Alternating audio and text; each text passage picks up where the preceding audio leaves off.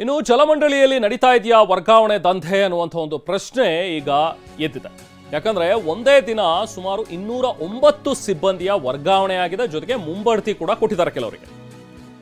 ಕೆಲವೊಬ್ಬರಿಗೆ double posting ಕೊಟ್ಟು ಜಲಮಂಡಳಿ ಎಡವಟ್ ಮಾಡಿಕೊಂಡಿದೆ. ಯಾಕೆ ಇಷ್ಟೊಂದು ತರಾತುರಿಯ ನಿರ್ಧಾರ? ರಾತ್ರೋರಾತ್ರಿ ಸಿಬ್ಬಂದಿಯ ಸಾಮೂಹಿಕ ವರ್ಗಾವಣೆ ಯಾಕೆ? ಜಲಮಂಡಳಿ ವರ್ಗಾವಣೆ ಹಿಂದೆ ಏನಾದರೂ ಲಕ್ಷ ಡೀಲ್ ಇದೆಯಾ ಅನ್ನೋ ಪ್ರಶ್ನೆ ಸಹಜವಾಗಿ ಈಗ ಕಾಡ್ತಾ ಇದೆ. ಬೆಂಗಳೂರು ಉಸ್ತುವಾರಿ ಸಚಿವರ ಗಮನಕ್ಕೆ ತರದೇನೆ ವರ್ಗಾವಣೆಗಳಾಗಿದೆಯಾ? ಹಾಗಾದ್ರೆ ಒಂದೇ ದಿನ 209 ನೌಕರರ ಟ್ರಾನ್ಸ್ಫರ್ ಮತ್ತು ಪೋಸ್ಟಿಂಗ್ ಆಗುತ್ತೆ ಅಂತ ಹೇಳಿದ್ರೆ ಏನರ್ಥ ಇದಕ್ಕೆ? ಯಾಕೆ ರಾತ್ರೋರಾತ್ರಿ ಈ ರೀತಿಯಾಗಿ ಟ್ರಾನ್ಸ್ಫರ್ಗೆ ಮುಂದಾದ್ರು? ಏನು ನಡೀತಾ ಇದೆ? ಬಹುಶಃ ಕೆಲವೊಂದಷ್ಟು ಹುದ್ದೆಗಳಿಗೆ, ಕೆಲವೊಂದಷ್ಟು ಜಾಗಗಳಿಗೆ ದುಡ್ಡು ಕೊಟ್ಟು ಇಲ್ಲಿ ಪೋಸ್ಟಿಂಗ್ ಅನ್ನು ಪಡಿತಾ ಇದ್ದಾರೆ ಅನ್ನೋ ಆರೋಪನೂ ಕೂಡ ಕೇಳಿ ಬರ್ತಾ ಇದೆ.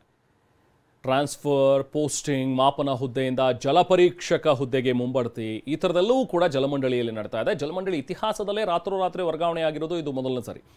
ಹೀಗೆ ರಾತ್ರೋರಾತ್ರಿ ಆರ್ಡರ್ಸ್ ಪಾಸ್ ಆಗುತ್ತೆ, ಬೆಳಗ್ಗೆ ಎದ್ದ ತಕ್ಷಣ 209 ಜನ ಟ್ರಾನ್ಸ್ಫರ್ ಆಗಿಬಿಡ್ತಾರೆ ಅಂತ ಹೇಳಿದ್ರೆ ಇದು ಯಾಕೆ ಇಷ್ಟೊಂದು ತರಾತುರಿಯ ನಿರ್ಧಾರ ಅನ್ನುವಂಥದ್ರ ಬಗ್ಗೆ ಹಲವು ಪ್ರಶ್ನೆಗಳು ಕಾಡ್ತಾ ಇವೆ. ವಾಟರ್ ಇನ್ಸ್ಪೆಕ್ಟರ್, ಕ್ಲರ್ಕ್ ಮತ್ತು ಹೆಲ್ಪರ್ಗಳಿಗೆ ವರ್ಗಾವಣೆಯ ಭಾಗ್ಯ ಸಿಕ್ಕಿದೆ. ನೋಡಿ, ಪೋಸ್ಟಿಂಗ್ ಮತ್ತು ಟ್ರಾನ್ಸ್ಫರ್ನಲ್ಲಿ ಲಕ್ಷ ಭ್ರಷ್ಟಾಚಾರ ನಡೆದಿದೆ ಅನ್ನುವಂಥದ್ರ ಬಗ್ಗೆ ಆರೋಪನೂ ಕೂಡ ಕೇಳಿ ಬರ್ತಾ ಇದೆ. ಸ್ಥಳ ನಿಯೋಜನೆಗೂ ಕೂಡ ದುಡ್ಡು ಕೊಟ್ಟು ಸಿಬ್ಬಂದಿಯಿಂದ ಪೋಸ್ಟಿಂಗ್ ಮಾಡಿಸ್ಕೊಂಡಿದ್ದಾರಂತೆ.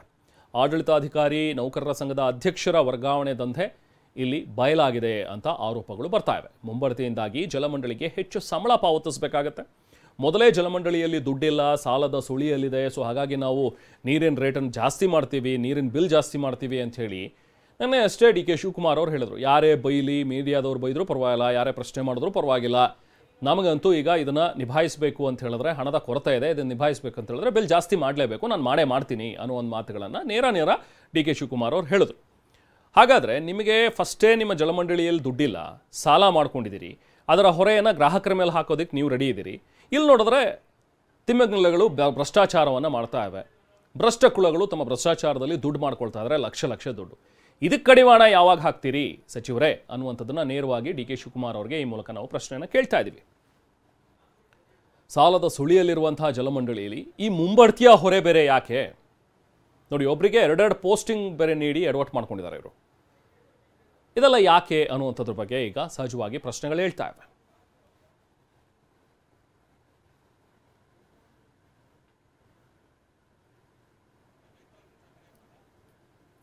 ನಾವು ನೌಕರ ಸಂಘದಿಂದ ಸರ್ಕಾರದ ಆದೇಶ ಇದೆ 6% ಮಾಡಬೇಕು ಅಂತ. ಆ 6% ಪ್ರಕಾರನೇ ನಾವು ವರ್ಗಾವಣೆ ರಿಕ್ವೆಸ್ಟ್ ಇತ್ತು, ಕೊಟ್ಟಿದ್ದೀವಿ. ಎಲ್ಲ ಇಲಾಖೆ ಮಾಡಿದಂತ ನಾನು ಪರಿಶೀಲನೆ ಮಾಡೋಕ್ಕೆ ಹೋಗಿಲ್ಲ. ನಮ್ಮ ಇಲಾಖೆಯಲ್ಲಂತೂ ನಾವು 31 ಒಳಗಡೆ ನಾವು 6% ಏನಿತ್ತು ಅದನ್ನು ವರ್ಗಾವಣೆ ಮಾಡಿದ್ದೀವಿ ವಿತ್ ರಿಕ್ವೆಸ್ಟ್ ಪ್ರಕಾರ. ಸರ್, ಮೀಟ್ ರೀಡರ್ ತುಂಬ ಶಾರ್ಟೇಜ್ ಇದ್ದಾರೆ ಸರ್. ಒಟ್ಟು 10.5 ಲಕ್ಷ ಕನೆಕ್ಷನ್ ಇದೆ. ನಮ್ಮ ಹತ್ರ ಇರೋದಕ್ಕೆ ಮೀಟ್ ರೀಡರ್ 300 ಜನ. ಡಿವೈಡ್ ಮಾಡಬೇಕಲ್ವ, ಕೆಲಸ ಮಾಡಬೇಕಲ್ವ. ಆಲ್ರೆಡಿ ಇನ್ಕ್ರಿಮೆಂಟ್ ಕೊಟ್ಬಿಟ್ಟಿದ್ದೀವಿ ಸರ್. ಅವ್ರಿಗೆ ಪೋಸ್ಟಿಂಗ್ ಕೊಟ್ಟಿರಲಿಲ್ಲ ಅಷ್ಟೇ. ಮೀಟ್ ರೀಡಿಂಗು ಮಾಡ್ತಾರೆ, ವಾಟರ್ ಇನ್ಸ್ಪೆಕ್ಟರ್ ಮಾಡ್ತಾರೆ. ನೀರು ಪಬ್ಲಿಕ್ಗೆ ನೀರು ಸಪ್ಲೈ ಮಾಡೋದು ಮತ್ತು ಮಾಪನ ಓದುಗ ಮಾಡೋದು. ಸರ್, ಮೀಟ್ ರೀಡರ್ ಶಾರ್ಟೇಜು ಮತ್ತು ಬೇಸಿಗೆ ರಜಾ, ವಾಟರ್ ಕ್ರೈಸಿಸ್ ಎಲ್ಲ ಇತ್ತು. ಈ ವರ್ಷ ಮಾಡಿರಲಿಲ್ಲ, ಹಂತವಾಗಿ ಮಾಡ್ಕೊಂಬರ್ತಾಯಿದ್ವಿ. ಒಟ್ಟು ಮೊದಲೊಂದು ಬ್ಯಾಚ್ ಕೊಟ್ಟಿದ್ದಾರೆ, ಈಗ 3 ಬ್ಯಾಚ್ ಇತ್ತು, 3 ಬ್ಯಾಚು ಕೊಟ್ಟಿದ್ದೀವಿ. ಒಟ್ಟು 108 ಜನಕ್ಕೆ ಪೋಸ್ಟಿಂಗು ಸ್ಥಳ ನಿಯುಕ್ತಿ ಮಾಡಿದ್ದೀವಿ. ಇನ್ನೂ ಪೋಸ್ಟ್ ಖಾಲಿ ಇದೆ ಸರ್, ಇನ್ನೂ 24 ಖಾಲಿ ಇದೆ. ಒಟ್ಟು 200 ಪೋಸ್ಟ್ ಇದೆ. ಅದರಲ್ಲಿ 176 ಇದೆ. ನಾವು ಗೆದ್ದು ಬರೋಕ್ಕೆ ಮುಂಚೆ 76 ಜನಕ್ಕೆ ಕೊಟ್ಟಿದ್ರು. ನಾವು ಬಂದಮೇಲೆ 37 ಜನಕ್ಕೆ ನಾವು ಪ್ರಮೋಷನ್ ಕೊಟ್ಟಿದ್ದೀವಿ. ಇದು BWSSB ನೌಕರರ ಸಂಘದ ಅಧ್ಯಕ್ಷ ಮರಿಯಪ್ಪ ಅವರು ಹೇಳ್ತಾ ಇರುವಂಥ ಮಾತು. ಬನ್ನಿ ಈ ಬಗ್ಗೆ ಮತ್ತಷ್ಟು ಡೀಟೇಲ್ಸ್ ಪಡೆಯೋಣ. ನಾವು ಪ್ರತಿನಿಧಿ ಶಿವರಾಜ್ ಈಗ ನಮ್ಮ ಜೊತೆಗೆ ಸಂಪರ್ಕದಲ್ಲಿದ್ದಾರೆ.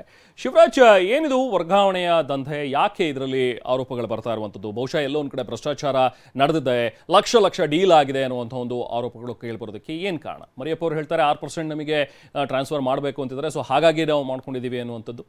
ಶಿವರಾಜ್ ರೆಹಮಾನ್, ಖಂಡಿತವಾಗ್ಲೂ ನೌಕರ ಸಂಘದ ಅಧ್ಯಕ್ಷರಾದ ಮರಿಯಪ್ಪ ಅವರು ಹೇಳ್ತಾ ಇದ್ದಾರೆ ನಾವು 6% ಅಂತ. ಆದರೆ ಇದು 3 ವರ್ಷಗಳು 2020-21 ಆದಂಥ ಫೈನಲ್ಲು. ಅದನ್ನು ಈಗ ಯಾಕೆ ಮಾಡಿದ್ರು ಅನ್ನೋದು ಕೂಡ ಒಂದು ದೊಡ್ಡ ಪ್ರಶ್ನೆ. ಯಾಕಂದರೆ ಹಿಂದೆ ಇದ್ದಂಥ ಚೇರ್ಮನ್ಗಳು ಯಾರು ಕೂಡ ಅದನ್ನು ಮಾಡಿರಲಿಲ್ಲ. ಯಾಕಂದರೆ ಹಿಂದೆ ಇದ್ದವರು ಇದು ಮಾಡಬಾರ್ದು ಅಂತಲೇ ತಡೆ ಹಿಡಿದ್ರು. ಪ್ರಮುಖವಾಗಿ ಅಲ್ಲಿ ನಡೆಯುವಂಥದ್ದು ರೆಹಮಾನ್, ಈ ಮೀಟರ್ ಇನ್ಸ್ಪೆಕ್ಟರ್ ಅಂದರೆ ವಾಟರ್ ಇನ್ಸ್ಪೆಕ್ಟರ್ಗಳು ಮತ್ತು ಮೀಟರ್ ರೀಡರ್ಗಳಿದ್ದರೆ ಇವರೇ ಪ್ರತಿಯೊಂದು ಏರಿಯಾಗಳಲ್ಲಿ ಕನೆಕ್ಷನ್ ಇರ್ಬೋದು, ಪ್ರತಿಯೊಂದು ವ್ಯವಹಾರವನ್ನು ನಡೆಸುವಂಥವ್ರು. ಅಂಥವರಿಂದಲೇ ಮೂಲ ಏನು ಆದಾಯದ ಮೂಲ ಇದೆ ಅವರೇ ಮಾಡುವಂಥದ್ದು. ಒಂದು ರೀತಿ ಕತ್ರಿ ಕೂಡ ಅವರೇ ಆಗ್ತಾ ಇರುವಂಥದ್ದು. ಇಲ್ಲಿ ಅಂಥವ್ರಿಗೆ ಡಬಲ್ ಪೋಸ್ಟಿಂಗ್ ಕೊಟ್ಟಿದ್ದಾರೆ.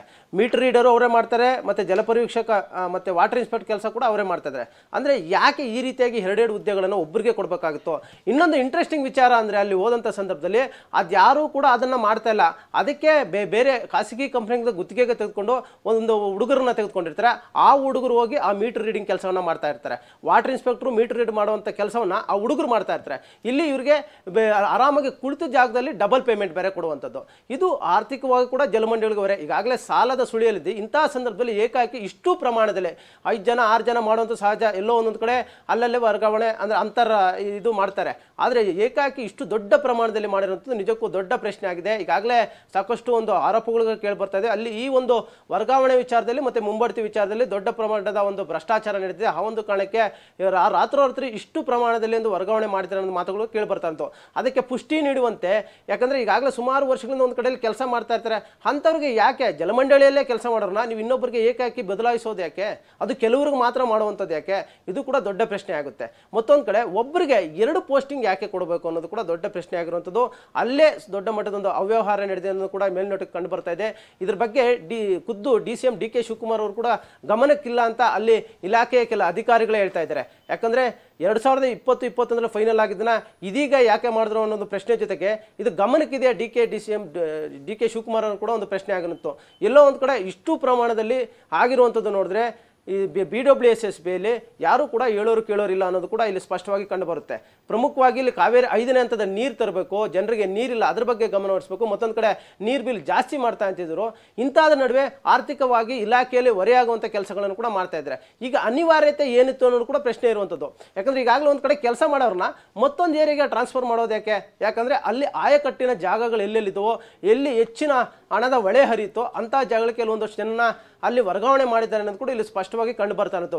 ಹೀಗಾಗಿ ಇದ್ರ ಬಗ್ಗೆ ಒಂದು ತನಿಖೆ ಮಾಡಬೇಕು ಅಂತ ಕೂಡ ಈಗಾಗಲೇ ಅಲ್ಲಿನ ಕೆಲವೊಂದು ಅಧಿಕಾರಿಗಳೇ ಮನವಿಗಳನ್ನು ಕೂಡ ಮಾಡ್ತಾ ಇದ್ದಾರೆ. ಮತ್ತೊಂದು ಕಡೆ ಇದನ್ನ ಖುದ್ದು ಚೇರ್ಮನ್ ಅವರು ಕೂಡ ಗಮನಕ್ಕೆ ತಂದ ಸಂದರ್ಭದಲ್ಲಿ ಇದರ ಹಾಳಾಗಲ ಏನಿದೆ ಅನ್ನೋ ಕೂಡ ನಾನು ಕೂಡ ಪರಿಶೀಲನೆ ಮಾಡ್ತೀನಿ. ಯಾಕಂದ್ರೆ ಈ ಹಿಂದೆ ಮಾಡಿದ್ರು ಅದನ್ನ ಈಗ ನಾವು ಸರ್ಕಾರದ ಅನುಮತಿಯೊಂದಿಗೆ ಮಾಡಿದ್ವಿ. ಮತ್ತೊಂದು ಕಡೆ ಇದನ್ನ ಪರಿಶೀಲನೆ ಮಾಡ್ತೀವಿ ಅಂತ ಹೇಳ್ತಿದ್ರೆ, ಇಲ್ಲೊಂದು ಕಡೆ ಜಲಮಂಡಳಿಗೆ ಮಸಿ ಮುಟ್ಕೊಳ್ಳುವ ಮುಂಚೆ ಇದನ್ನ ಎಚ್ಚೆತ್ತುಕೊಳ್ಳುವಂತ ಕೆಲಸ ಮಾಡಬೇಕಾಗುತ್ತೆ. ಇಲ್ಲಾಂದ್ರೆ ಇದೇ ರೀತಿಯಾಗಿ, ಯಾಕಂದ್ರೆ BBMP ಇದೆ, BDA ಇದೆ, ಬೇರೆ ಬೇರೆ ಇಲಾಖೆಗಳು ಕೂಡ ಈ ರೀತಿಯಾಗಿ ಆಂತರಿಕ ವರ್ಗಾವಣೆ ಸದ್ಯಕ್ಕೆ ಯಾವುದು ಕೂಡ ಆಗ್ತಾ ಇಲ್ಲ. ಆದ್ರೂ ಕೂಡ 1-2 ಆಗುತ್ತೆ. ಆದ್ರೆ ಇಲ್ಲಿ ದಿಢೀರ್ ಅಂತ ಸುಮಾರು 200 ಜನಕ್ಕೆ, ಅಂದ್ರೆ 100ಕ್ಕೂ ಹೆಚ್ಚು ಜನಕ್ಕೆ ವರ್ಗಾವಣೆ ಮತ್ತೆ 100ಕ್ಕೂ ಹೆಚ್ಚು ಜನ ಮುಂಬಡ್ತಿ ನೀಡುವಂತ ದೊಡ್ಡ ಮಟ್ಟದ ಅನುಮಾನಕ್ಕೆ ಎಡೆ ಮಾಡಿಕೊಟ್ಟಿರುವಂಥದ್ದು. ಮತ್ತೊಂದು ಕಡೆ ಮುಂದಿನ ದಿನಗಳಲ್ಲಿ ಒಂದು ಮಂಡಳಿಯಲ್ಲಿ ಒಂದು ಚುನಾವಣೆ ಇದೆ. ಆ ಒಂದು ದೃಷ್ಟಿಯಲ್ಲಿ ಇದನ್ನ ಮಾಡಿದಾನೂ ಕೂಡ ಅನುಮಾನಗಳು ಕೂಡ ಅಲ್ಲಿ ವ್ಯಕ್ತವಾಗ್ತಾ ಇದ್ದಾವೆ. ಎಲ್ಲೊಂದು ಕಡೆ ಇಂಥ ಒಂದು ಕೆಲಸಕ್ಕೆ ಜಲಮಂಡಳಿಯವರು ಕೈ ಹಾಕಬಾರ್ದು ಅನ್ನೋದು ಕೂಡ ಎಲ್ಲರೂ ಕೂಡ ಹೇಳ್ತಾ ಇರುವಂಥದ್ದು. Rehman. Okay, thank you Yusuf sir.